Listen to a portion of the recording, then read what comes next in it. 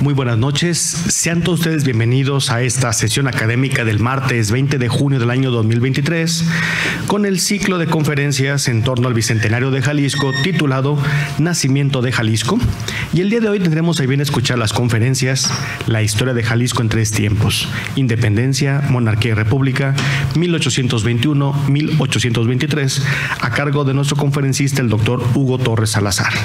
Del mismo modo escucharemos Primeros años de la vida independiente, a cargo de nuestra vicepresidenta, la doctora Angélica Peregrina Vázquez. Solicito a la licenciada Carla Georgina Chávez Pech tenga bien llevar la conducción del orden del día de esta sesión académica.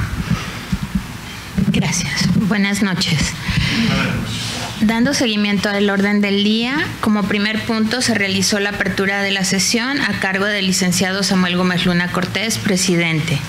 En el segundo punto, la presentación del Presidium, contamos con la presencia del doctor Hugo Torres Salazar, consocio, la doctora Angélica Peregrina Vázquez, vicepresidenta de la Directiva 2022-2023.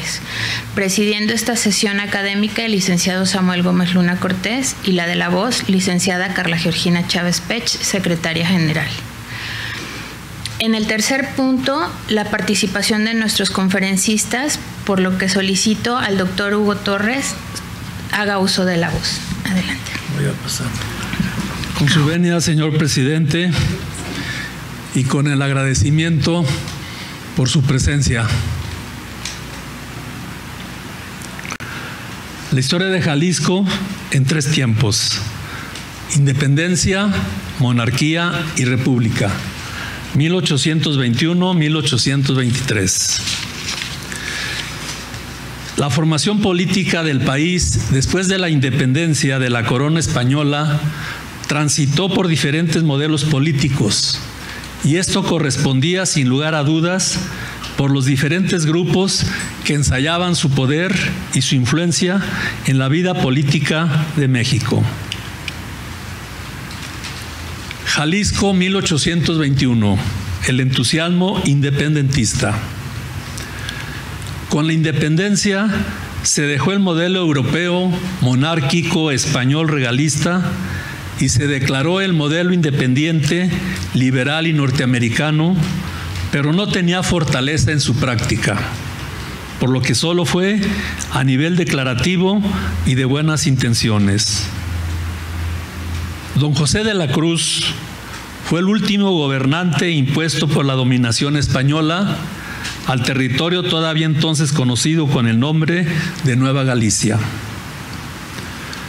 Para el 13 de junio de 1821, el brigadier don Pedro Celestino Negrete, de acuerdo con el coronel don Agustín Iturbide, proclamó con sus tropas la independencia en la villa de San Pedro Tlaquepaque, distante una legua de Guadalajara. La tropa proclamó la independencia con la expresión a toda fuerza de convicción: independencia o muerte. Esta proclama vino a consolidar la autonomía de nuestro territorio y a darle el estatuto de independiente de cualquier gobierno y país, y postuló para el pueblo un nuevo gobierno sustentado en la independencia y libertad. El acta contenía 6 puntos y al final se asienta: nuestro voto general es independencia o muerte.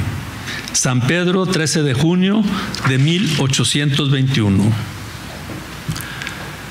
Se celebró tan grandioso acto en forma solemne por 3 días, 23, 24 y 25 de junio de 1821, en los que además de quemarse fuegos artificiales, se iluminó toda la ciudad.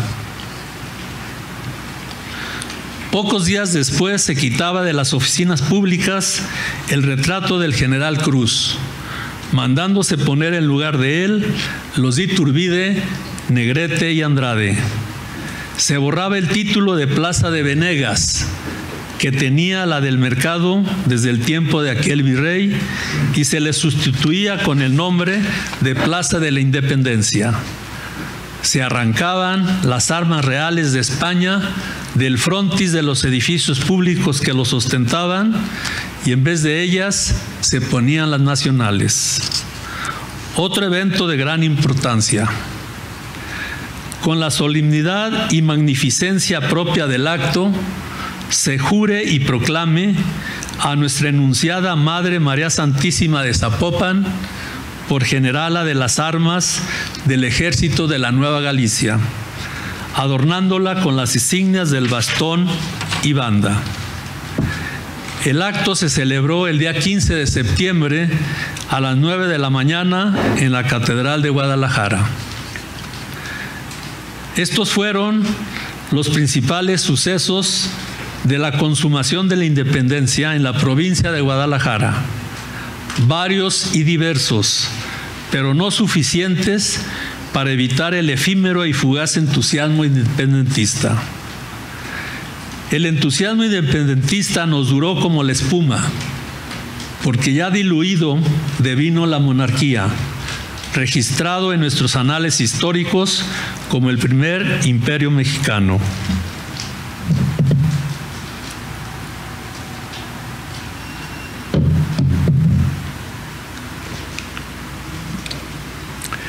Jalisco, 1822, el esplendor monárquico.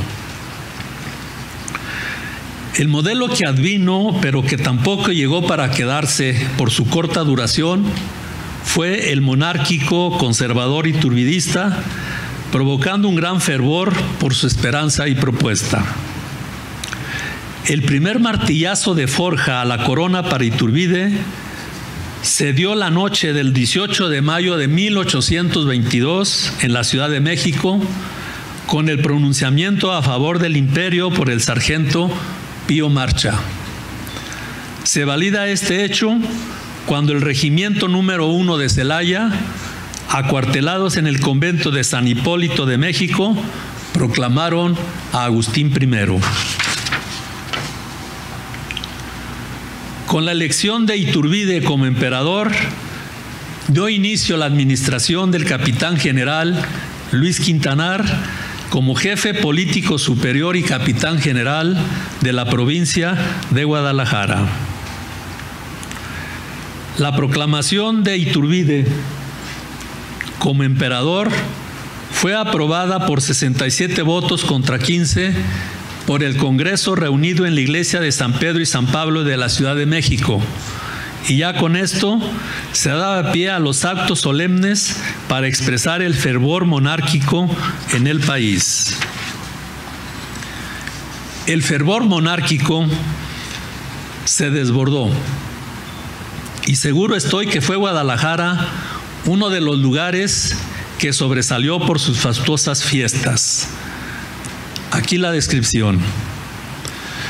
Para reconocer el honroso nombramiento de Iturbide como emperador, se celebró en Guadalajara el día 31 de mayo de 1822 un Te Deum y misa en catedral. Se acordó que en lugar de uno fueran 3 los días del festejo, 11, 2 y 13 de diciembre de 1822.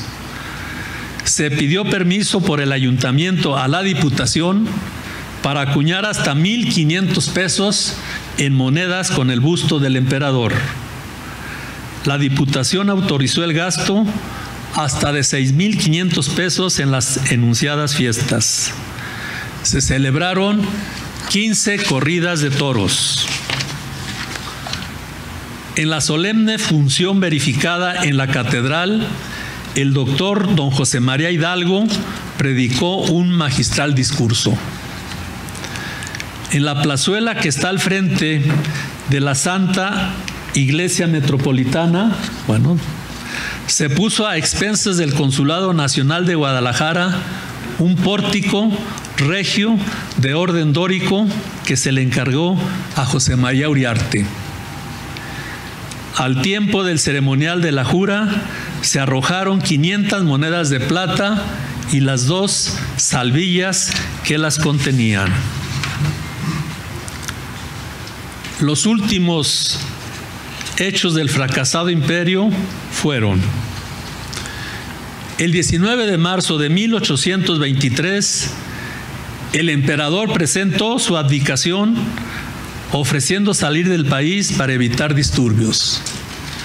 Y el 20 la reiteró de modo más formal. Por fin, el 27 del propio marzo, el ejército entró en la capital. El 31 se formó un gobierno provisional con el título de Poder Ejecutivo, compuesto de un triunvirato para formar el cual se nombró a Bravo, Victoria y Negrete. El excelentísimo señor don Agustín de Iturbide, acompañado de su familia, se embarcó el 11 de mayo en el puerto de la Antigua y en la fragata inglesa Rollins con dirección a Liorna. Quizás en su mente pudo haber recordado las palabras que el virrey O'Donoghue expresó ante la inminente independencia de México. Ahora sí, ya es inevitable. Jalisco, 1823, el fervor republicano.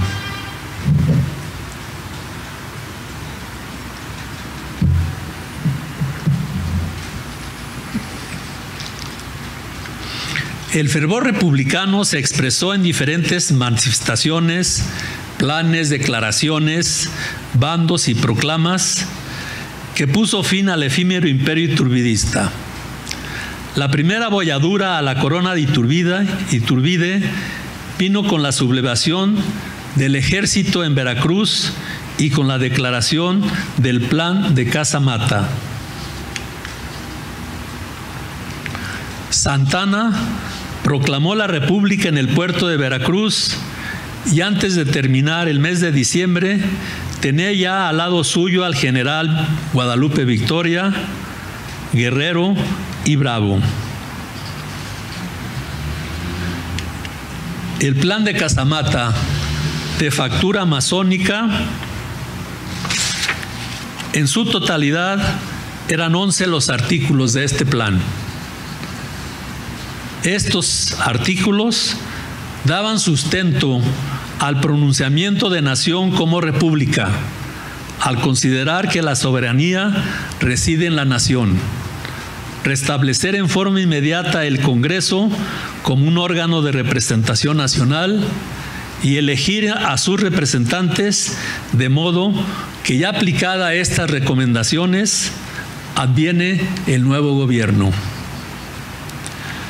Debemos reconocer que para llegar a estos movimientos ya existían los principios republicanos, ya campeaban las ideas de república en la población de México, solo que habían adormecido por temor, pero volvieron a revivir con entusiasmo en los corazones de todos.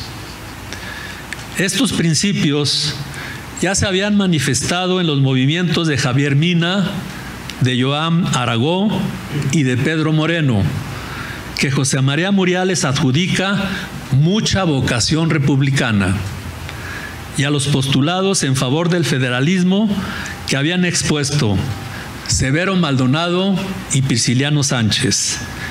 El primero en 1821, el Contrato de Asociación para la República de los Estados Unidos de Anáhuac, y el segundo en 1823, el Pacto Federal de Anáhuac.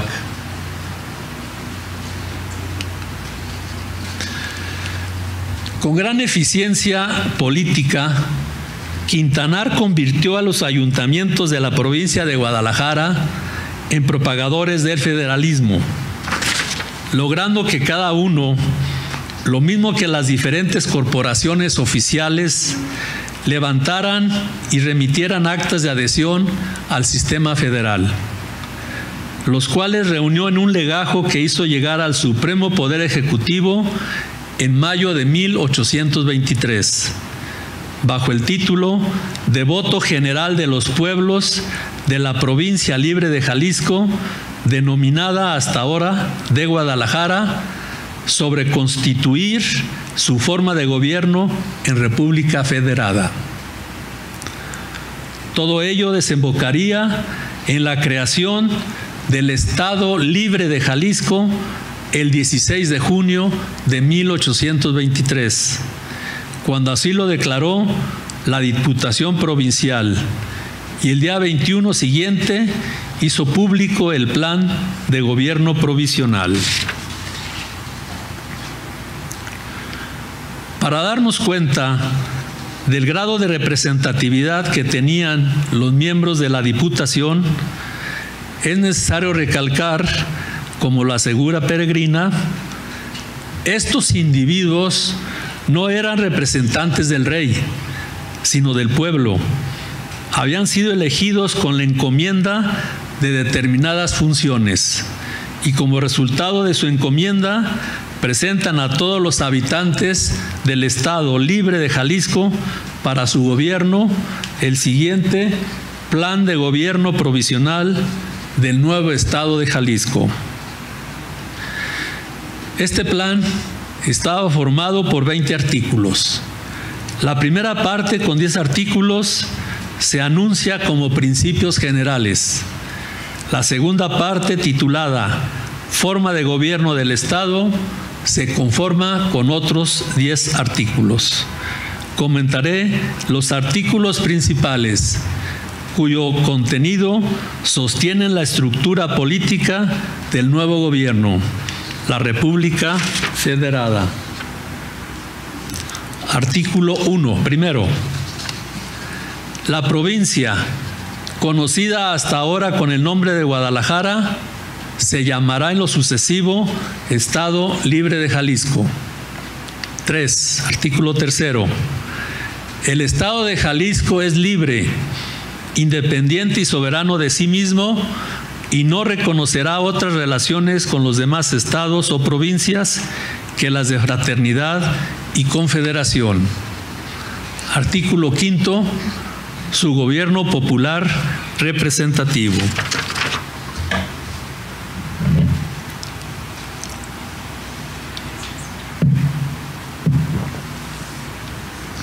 Es de reconocer que estos artículos se nutrían de la tradición política del país. Un ejemplo puede ser la Constitución gaditana y otras leyes, la Constitución de Estados Unidos y el discurso político del pueblo francés. Algunos nombres y conceptos del discurso político, además que son incorporados en el discurso político de la época, se quedaron en forma definitiva en la estructura ideológica y el sistema político del Estado y del país. El acontecimiento político ya estaba resuelto. Ahora faltaba completar el fervor republicano con el agradecimiento religioso a la generala y protectora universal del Estado Libre de Jalisco, Nuestra Señora de Zapopan, lo cual se hizo el 21 de junio de 1821. La publicación de este documento y la celebración de este acontecimiento hace 200 años nos tiene aquí, alzando la voz en los discursos y la grafía en las investigaciones, para conmemorar la declaración del Estado Libre y Soberano de Jalisco con gobierno popular y representativo y reconociendo como fuente de la soberanía al pueblo. Estas son mis conclusiones. Durante este periodo, no solo se movieron los modelos políticos o sistemas de gobierno, sino también los líderes y jefes de la milicia o de la política. Unos fueron al mismo tiempo monárquicos y republicanos, por ejemplo Luis Quintanar. En cada uno de los documentos que proclaman el nuevo sistema de gobierno, el discurso se elaboró con los nuevos conceptos de la teoría política que lo sostiene y se incorporaron otros de origen histórico, anahuacenses, en referencia al mítico Anáhuac. La X en Jalisco y Guadalajara, pagando tributo a los orígenes mexicas, considerando en esto eliminar los residuos de la dominación y colonización hispana, y haciendo un tributo a las culturas originarias de nuestro país, destacándose entre ellas la mexica y su lengua, el náhuatl. Tiene características peculiares en la historia de Jalisco el periodo comprendido entre 1821 y 1823, los 3 años de la primera mitad del siglo XIX, donde transitan 3 movimientos políticos y militares que cristalizan en 3 sistemas de gobierno. En 1821, la independencia. En 1822, la monarquía, y en 1823, la república. Larga vida a Jalisco, Estado libre y soberano de los Estados Unidos mexicanos. Muchas gracias.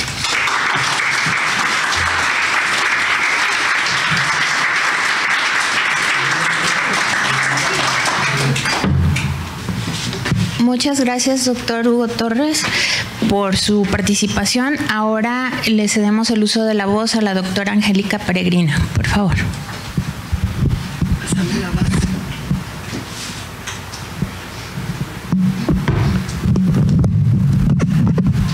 Con su venia, licenciado Samuel Gómez Luna, presidente de esta sociedad, compañeros de la mesa, señoras y señores, muy buenas noches. Encantada de saludarlos y de proseguir con esta temática que de manera tan estupenda inició el doctor Hugo Torres, mi amigo y colega.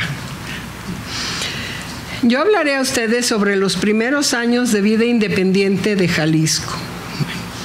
El Estado Libre de Jalisco se rigió desde junio de 1823 por el ya referido Plan de Gobierno Provisional. Pero como los 20 artículos de este precepto solamente contemplaban los principios más generales de una administración pública, la estructura político-territorial de la entidad permaneció inalterada hasta el 18 de noviembre de 1824, cuando finalmente se promulgó la Constitución local. La federal se había promulgado el 4 de octubre anterior. Todo estuvo dispuesto para que el 24 de enero de 1825 tomaran posesión de sus cargos el primer gobernador constitucional Prisciliano Sánchez y Juan N. Cumplido como vicegobernador, mismo día en que se instaló la primera legislatura del Estado. El periodo del gobernador se estipuló en 4 años. Para auxiliarlo, se creó un Senado con 5 vocales propietarios. El vicegobernador le señaló, aparte de ser el jefe político del Cantón de Guadalajara, se le señaló presidir también el Senado y sustituir al titular del Ejecutivo en sus ausencias. El Poder Legislativo se integraría por 30 diputados que durarían 2 años en su encargo, aunque podían ser reelegidos. El Poder Judicial fue estructurado con base en un tribunal de primera instancia para cada lugar donde hubiera ayuntamiento y un Supremo Tribunal de Justicia con sede en la capital del Estado. Pero el ejercicio de la actividad política pública continuó reservado para una minoría, en general integrada por comerciantes y propietarios. En consecuencia, dada la concentración de la riqueza, el número de políticos era muy reducido. Así, aun cuando había cierta zozobra al empezar aquella nueva vida bajo el federalismo, imperó un optimismo en el futuro, pues se consideraba a tal modalidad de gobierno como la más moderna. ¿Cómo se organizó el territorio? La Constitución local de 1824 definió la conformación interna estatal que sufriría modificaciones importantes aun cuando sus límites externos continuaran igual. De manera que los 28 partidos en que se dividía la anterior provincia de Guadalajara recibieron el nombre de departamentos y fueron englobados en 8 unidades mayores denominadas cantones. Estos fueron Guadalajara, Lagos, La Barca, Sayula, Etzatlán, Autlán, Tepic y Colotlán. Cada uno de ellos contó con su correspondiente cabecera a fin de que se estableciera un control más directo sobre sus respectivos pueblos y concentraran los elementos necesarios para el manejo interno. La designación de cabecera cantonal recayó en la plaza más habitada, lo cual, andando el tiempo, causaría disputas entre las localidades al arrebatarse unas a otras el privilegio de la jefatura, según los vaivenes demográficos. Ahora bien, se pretendía que los cantones observaran una cierta igualdad entre sí en cuanto a vecindario y recursos, aunque en lo territorial no guardaran las mismas proporciones. Por ejemplo, Autlán era un cantón de una gran extensión territorial, pero muy poco poblado. Igual podría decirse de Colotlán, en tanto que Sayula, más pequeño en territorio, sumamente denso en cuanto a población. La ciudad de Guadalajara se confirmó como capital del Estado en reconocimiento a su trayectoria de centro administrativo, político, económico y educativo de importancia. Tepic y Compostela conservaron el título de ciudad y la misma jerarquía se concedió a Santa María de los Lagos, La Barca, Sayula y Zapotlán el Grande, en tanto que a las demás cabeceras departamentales se les otorgaba la categoría de villas. Otra prevención importante de la Constitución de Jalisco de 1824 en materia administrativa territorial, siguiendo a la Constitución de Cádiz, fue la instalación de ayuntamientos en cada pueblo mayor de 1,000 habitantes y que por lo menos 2 supieran leer y escribir. Así nacieron o se confirmaron en total 122 ayuntamientos en otras tantas localidades entre grandes y pequeñas. Los pueblos donde los residentes no llegaban al millar se les designó un comisario de policía y un síndico procurador. Encabezaba el gobierno de cada cantón un jefe político nombrado por el gobernador a propuesta del Senado, en tanto que los departamentos eran manejados por un director salido de su propia comunidad. Sin duda, el jefe político cantonal se convirtió en una figura muy importante al concentrar en su persona atribuciones de índole política, militar e incluso fiscal. Además de estas facultades, le competía hacer cumplir las disposiciones del gobierno y, dado el caso, hasta imponer multas a quien no las acatara. Debía cuidar el orden público con facultad de autorizar allanamientos y cateos cuando esto fuese necesario. Fue una figura que creció a lo largo del siglo XIX y no pocos se convirtieron en caciques locales. Los directores políticos, en cambio, tenían funciones más bien modestas, entre otras supervisar a los ayuntamientos, y estos últimos se integraban según el número de habitantes, pudiendo tener entre 4 y 8 regidores.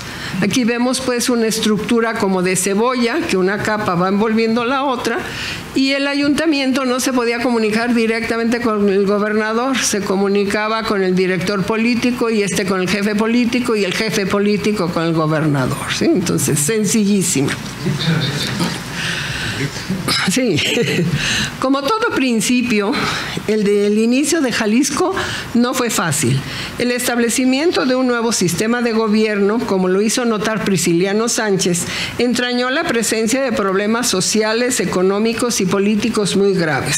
Entre otros, debido a que los peninsulares persistían en prolongar la estructura económica anterior, en cuyas relaciones sociales ellos ocupaban el primer lugar, no dejaba de causar recelo al grupo de liberales que había conseguido controlar el poder político del Estado. Los gachupines fueron tenidos en ese aspecto como un peligro, mucho más porque España se negaba a reconocer la independencia de México. Ello propició la ley de expulsión de españoles promulgada por el Congreso de Jalisco el 3 de septiembre de 1827, la cual suscitó muchos conflictos, puesto que los 128 comerciantes españoles habidos en ese año en Jalisco controlaban casi todas la actividad mercantil de la entidad y empezaron a sacar su dinero. Como la ley admitió algunas excepciones, tales como los casados con mexicanas, los incapacitados físicamente para emprender el viaje y los viudos sin hijos, estas fueron aprovechadas para evadirla, resultando solo 29 los españoles desterrados de Jalisco. Sin embargo, en el Congreso General se cuestionó la legalidad de la ley de expulsión jalisciense. Los debates se alargaron y finalmente, el 20 de marzo de 1829, se promulgó una nueva ley de destierro de alcance nacional. O sea, el gobierno general no quiso que cundiera el ejemplo de Jalisco y optó entonces por emitir la ley. Por otro lado, respecto a los ingresos fiscales, Jalisco inició su vida independiente apoyado sobre bases muy frágiles. Una industria casi inexistente, solo apuntalada por su pródiga manufactura y un comercio a merced de grandes empresarios con suficiente fuerza como para que el gobierno no pudiera meterlos en cintura. Además, los malos transportes y las irremediables alcabalas lo encarecían todo. Y por otro lado, el abundante ingreso legal e ilegal de mercancías extranjeras perjudicaban a tal extremo la producción local que empezó a provocar la clausura de muchos talleres pequeños. Fue imposible suprimir las alcabalas, debido a que representaban el único ingreso considerable, sumado al fracaso del intento en 1825 de sustituirlo por una contribución directa. También un central ingreso colonial como los estancos fue cuestionado al lograr la independencia. Sin embargo, fue imposible obtener por otras vías las ganancias suministradas por el tabaco, por ejemplo, por lo que sobrevivió el control oficial. Máxime que desde febrero de 1824 el gobierno de la República había concedido el usufructo de tales ingresos a las entidades de la Federación, cuyas arcas estaban siempre necesitadas. La pervivencia de las formas coloniales de productividad y capitalización impidió a América Latina diversificar sus actividades e iniciar una rápida industrialización que permitiera dejar de ser un mero productor de materias primas. De esas circunstancias se aprovecharían para abastecer sus fábricas los países más evolucionados, al tiempo que convertían a las antiguas colonias españolas en prometedoras plazas para sus productos elaborados. No pudo ser de otro modo, pues el criterio predominante tendía a la producción de materias primas y no a la transformación de estas. Además, no se tenía ni la tecnología. Una de las fórmulas que se discurrieron fue la recolonización, es decir, mediante la concurrencia de extranjeros que vinieran a incrementar el rendimiento del ámbito rural. Se creía entonces que el crecimiento de la población europea implicaba una mayor producción. Se buscaba pues expedir leyes filantrópicas y humanas, a fin de estar en posibilidades de ofrecer terrenos aptos a los colonos y garantizarles la igualdad de trato, el derecho de propiedad y su seguridad personal. Poco importaba que tal dispositivo impusiera un nuevo sistema de vasallaje a los mexicanos de filiación indígena, al quedar estos sin tierras y en calidad de mano de obra barata al servicio de los nuevos colonos. El gobierno de Jalisco fue de los primeros estados de la República en reglamentar el fomento de la recolonización en enero de 1825. El inmigrante, una vez aceptado, recibiría tierras de acuerdo con sus necesidades y quedaría exento de pagar contribuciones y diezmos durante 5 años. El siguiente quinquenio pagaría la mitad y solo después de 10 años empezaría a tributar lo mismo que los jaliscienses. Al principio se prefirió instalar a los nuevos colonos en el cantón de Autlán, por ser el más despoblado, pero también fueron enviados a otros rincones de Jalisco como la Sierra de Nayarit. Desde luego, se trataba de parajes que no interesaban a los hacendados jaliscienses por sus condiciones adversas, lo cual acabó en que los pocos extranjeros que atendieron el llamado se establecieron, tarde o temprano, en Guadalajara u otras poblaciones grandes, en pos de una vida más cómoda y fácil, donde se dedicaron al comercio urbano, entrando en franca competencia con los empresarios locales, y no se dedicaron ni a la industria ni a la agricultura en el medio rural, como había pretendido originalmente el gobierno. El invento no resultó. En cuanto a producción, únicamente Guadalajara contaba con un número de artesanos más o menos organizado, consciente de sus intereses y en constante oposición al gran comerciante que prefería distribuir manufacturas inglesas por ser más baratas y de mejor calidad. Así, mientras los artesanos deseaban preservar el mercado local y nacional, los mercaderes optaban por vincularse con el extranjero y de tal modo tener la total libertad de comprar y vender cualquier artículo. Casi nada podía hacer el gobierno de Jalisco a favor de sus artesanos, pues desde un principio el control de las aduanas se lo reservó para sí el gobierno federal y a él tocaba decidir cómo y cuándo se restringía el ingreso de productos extranjeros. Los gobiernos locales apenas podían limitar, mediante el pago de alcabalas más elevadas, las mercancías mexicanas provenientes de otras entidades. Solamente durante el corto mandato de Vicente Guerrero, de abril a diciembre de 1829, fue escuchada la voz de los artesanos de Jalisco al prohibirse la internación de mercaderías extranjeras que compitieran con las elaboradas en el país. Las relaciones con la Iglesia. Los primeros gobiernos independientes fueron sin duda débiles, en tanto que la Iglesia Católica emergió de la vida colonial con mayor fortaleza. Ello se debió a la inmutabilidad de su estructura interna, de sus fueros y de las ligas que sus jerarcas mantuvieron con los grupos más poderosos a los que se había asociado para consumar la independencia. Recuérdese que a causa del regio patronato, al perder el rey de España su autoridad sobre los mexicanos, también la perdió sobre la Iglesia y ésta quedó libre de toda tutela. Desde marzo de 1822, los obispos de todo el país habían proclamado la libertad de la Iglesia mexicana. Ni el mismo Papa podía tener ahora injerencia en su manejo interno, mientras España no reconociera la independencia de México y por ende cesara el patronato. Tal situación dio lugar a confusiones, sobre todo cuando las diferentes mitras fueron quedando vacantes, puesto que no había quien les nombrara nuevos obispos. Esa fue la causa por la cual Guadalajara estuvo sin prelado desde la muerte de Cabañas en noviembre de 1824 hasta que se designó a José Miguel Gordoy Barrios en 1831. Véase si no. Hacia 1825, 6 de los 10 obispados de México estaban en sede vacante, y lo mismo ocurrió con los 4 restantes a mediados de 1829.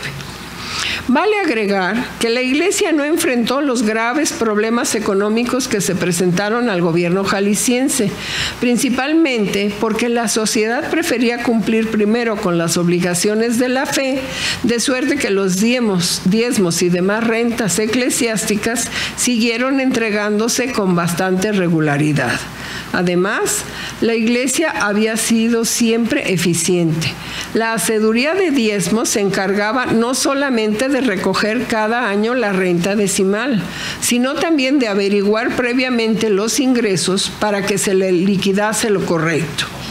Frente a estas realidades, el Congreso de Jalisco añadió al artículo 7º de la Constitución local un párrafo que otorgaba al Ejecutivo el derecho de fijar los gastos del culto y de manejar los dineros eclesiásticos. Era una de las potestades fundamentales que había tenido la corona española, pero que se convirtió en detonador del primer conflicto entre la Iglesia y el Estado y el arranque de una extensa serie de pugnas. El obispado de Guadalajara de inmediato acotó que de ser cobrados los diezmos por el gobierno, se corría el peligro de confundirse con las contribuciones comunes, comillas, que se pagan siempre con repugnancia. De allí que el clero jalisciense manifestara que de ninguna manera estaría dispuesto a jurar la observancia de la Constitución por estimar que representaba un despojo. Además, varios obispos y cabildos eclesiásticos de la República, temerosos de que sus respectivos gobiernos imitaran al de Jalisco, se solidarizaron con los canónigos tapatíos y en todo el país circularon impresos contra el referido artículo 7º.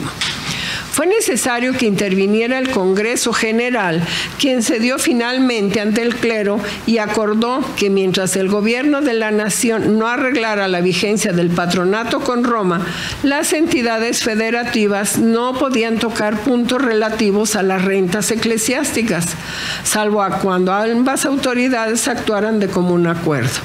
Así, desaparecido el motivo de queja del clero, la curia local estuvo dispuesta a jurar la Constitución el 12 de diciembre de 1824. Había ganado la partida, porque el artículo 7º quedó redactado así: la religión del Estado es la católica, apostólica, romana, sin tolerancia de otra alguna. Las pugnas por los dineros de manos muertas siguieron entre la Iglesia y el Estado de Jalisco, incluso tras la muerte de Prisciliano Sánchez. Los sucesores continuaron con la misma línea. En 1827, el gobierno logró intervenir en el manejo de los diezmos y en marzo de 29 se privó a la Iglesia de su opción de adquirir bienes raíces y de fundar obras pías. Ante las arremetidas que sufría la Iglesia en México, en febrero de 1831, el Papa optó por ignorar el compromiso con el rey de España y nombró 6 obispos, entre los que se contaba el ya referido José Miguel Gordoa para Guadalajara, todos ellos propuestos por el presidente Anastasio Bustamante.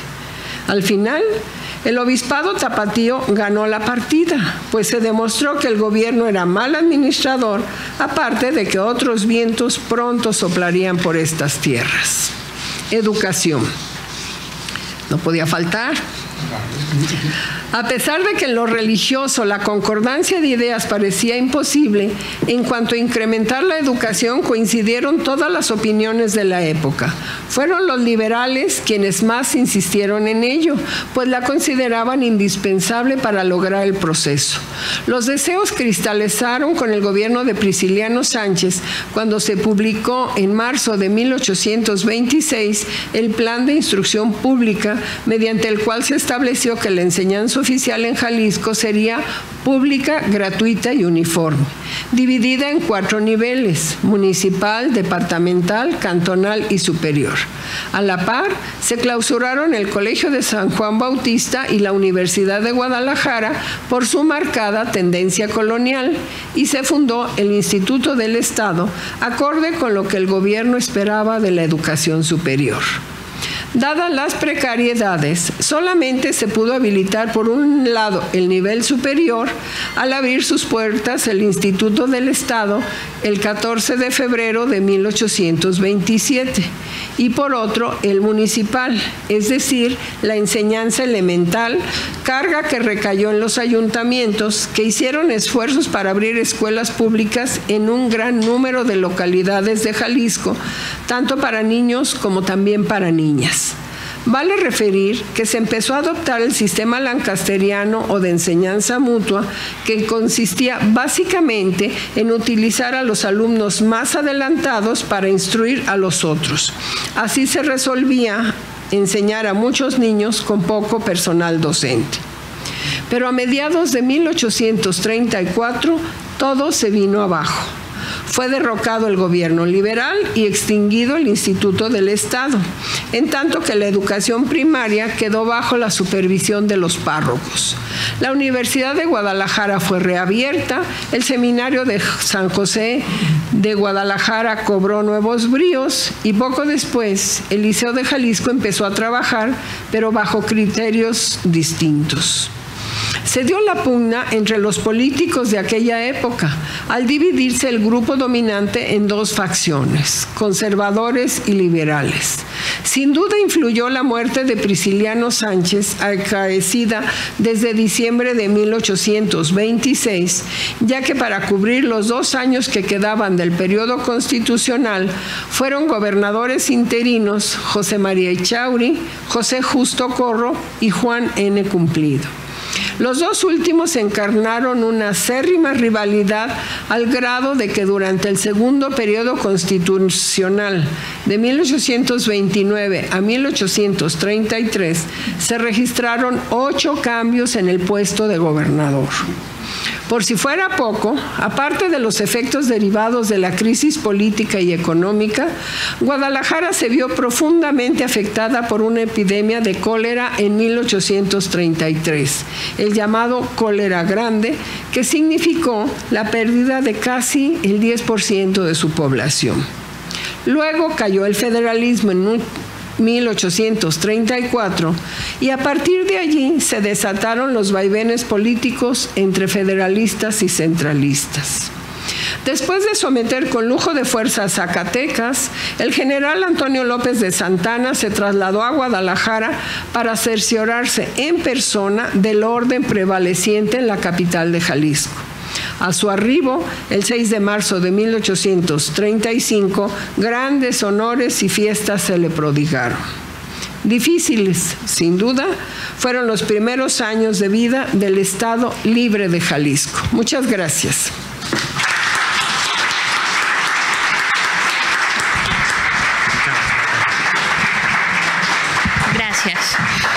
Agradecemos la intervención de la doctora Angélica Peregrina, muchas gracias. También agradecemos la presencia de la licenciada María del Pilar Sánchez Alfaro, expresidenta. Y del doctor Julio Alejandro Santillán Becerra, expresidente. En este momento abriremos un espacio para preguntas, por si alguien gusta hacer alguna pregunta, es ahora el momento. Todo clarísimo. Sí, como el examen. A ver, acá. En este momento, ¿cuántos españoles peninsulares había en Jalisco y en todo el territorio de México? En todo el territorio de México no tengo la cifra presente, pero en Guadalajara eran 128 comerciantes españoles y familias importantes de españoles que vivían en la ciudad. 128, de los cuales solo 29 fueron expulsados finalmente.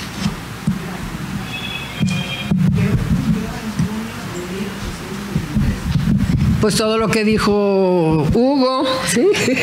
El 16 de junio de 1823, la Diputación Provincial de Guadalajara, como no se sabía a ver a dónde iba el país después de la abdicación de Iturbide, la Diputación Provincial de Guadalajara se apuró a hacer la tarea y preparó el plan de gobierno provisional mediante el cual declaraba que esta provincia pasaba a ser el Estado Libre de Jalisco.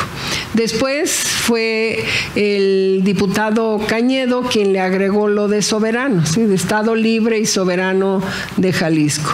Pero eso fue lo que aconteció justo hace 200 años y fue el motivo para organizar este ciclo de conferencias.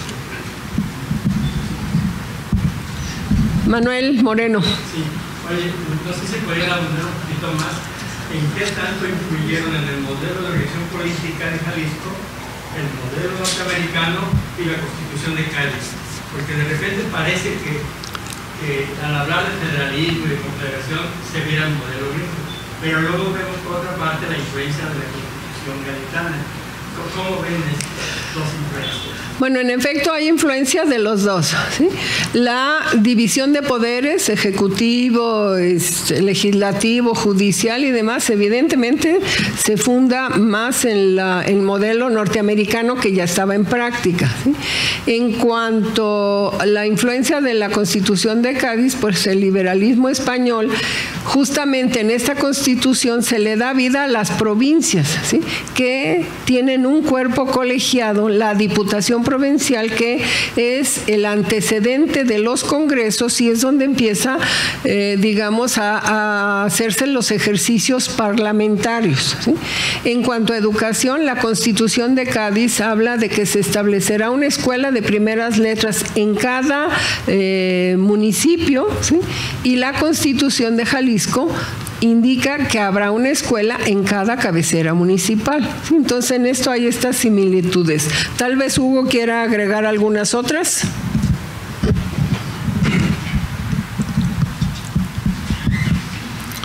Yo había señalado que en ese plan provisional de gobierno resumía un sinnúmero de ideas y de experiencias políticas que tenía México y Jalisco. No es un parto natural, es un parto que lleva tiempo, que se ha cultivado con la influencia masónica. Es un elemento importante. La Constitución de Cádiz y este plan y el plan de Casamata tiene tintes masónicos que influyeron para hacer esa división política. Pero también hay una tradición política mexicana desde la cuestión de Apatzingán, los sentimientos de Morelos.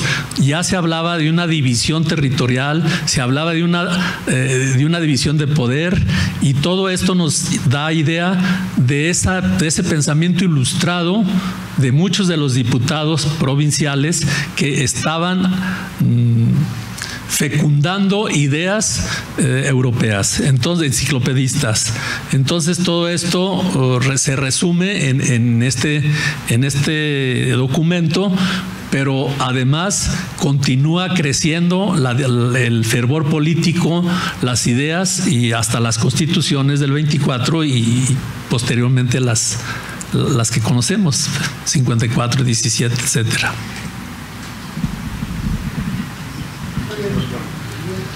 A ver, primero allá y después acá. ¿Hubo algún conflicto con adoptar algún símbolo patrio con relación a ser soberano?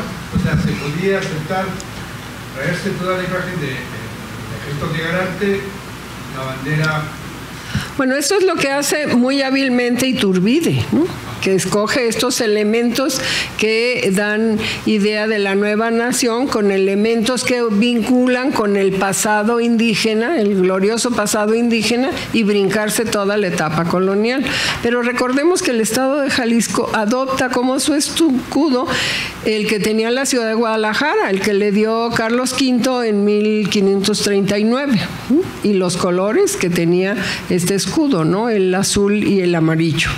Entonces, conflicto en eso, no, tenían muchos otros conflictos en qué pensar. Después ya pusieron, sí, que si el águila con las alas extendidas, luego que si de perfil y demás, pero eso vino después. En estas primeras etapas de la formación del Estado de Jalisco ya estaban definidos algunos límites territoriales de lo que por ejemplo, de los estados actuales, incluía Jalisco como Colima o como Nayarit, creo que hasta Sinaloa, o todavía estaba indefinido esto. No, es lo que yo comenté, que tuvieron cambios internos, aunque su contorno permaneció igual. ¿Con qué se correspondían? Con los límites de la provincia de Guadalajara, anterior intendencia de Guadalajara, con excepción del partido de Colima, que fue otro conflicto con el gobierno federal que llevó a la pérdida de este territorio, que quedara fuera de la jurisdicción de Jalisco, ¿sí? Entonces los cantones eran 8, se conservaba el cantón de Tepic, ¿sí? Que ese se conserva hasta que en 1867 Juárez lo declara distrito militar y luego se forma otro estado a partir de 1917, ¿sí? Pero son más o menos estas conformación geopolítico-administrativa que viene desde la Intendencia de Guadalajara, ¿sí? De 1786 con estas modificaciones, ¿sí? Internamente los cantones sí, porque se peleaban entre unos y otros por la cabecera y los límites no eran muy precisos, como no eran muy precisos los de los municipios. Creo que hasta ahora todavía lo siguen arreglando, ¿no? Los límites entre municipios. Pues ya. Muy bien, muchas gracias. Agradecemos también a los directivos, socios e invitados que nos acompañan en esta casa sede y a los que se encuentran a través de nuestros medios digitales. Gracias a todos. En este momento cedo el uso de la voz a nuestro presidente para que haga la entrega de los reconocimientos correspondientes. Antes de proseguir con eso, se comunica el doctor Juan Miguel Toscano García de Quevedo, nuestro presidente honorario vitalicio, quien felicita a la doctora Angélica Peregrina por esta brillante conferencia y hace una aclaración, que para precisar lo que usted acaba de decir de la expulsión de algunos españoles, el caso de un prominente comerciante, don Manuel de Luna, quien estaba en la lista de expulsión, compró su estancia para poder permanecer en Jalisco y además para apoyar a otros coterranos de este famoso grupo que se conocía en su momento como los panameños. Pero después ante el notario dijeron que había sido falso, que era una venta fin. Pero eso ya no ocurre. Sí. Gracias, Juan. La Benemérita Sociedad de Geografía y Estadística del Estado de Jalisco otorga el presente reconocimiento a la doctora Angélica Peregrina Vázquez por su brillante participación en las actividades organizadas por esta institución con la conferencia Primeros Años de la Vida Independiente, misma que se llevó a cabo en las instalaciones de nuestra casa sede, cumpliendo así con el compromiso de presentar un trabajo anual y con el objetivo fundamental de esta benemérita institución, que desde su fundación ha sido el estudio y la divulgación de la ciencia y la cultura. Guadalajara, Jalisco, a 20 de junio del año 2023, firma la licenciada Carla Georgina Chávez Pech, secretaria general, y el de la voz en su calidad de presidente.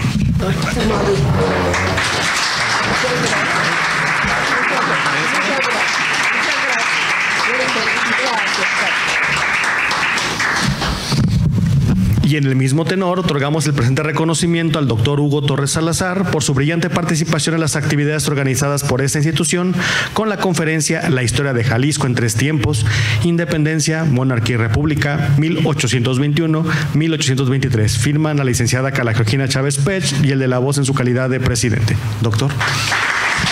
Muchísimas gracias.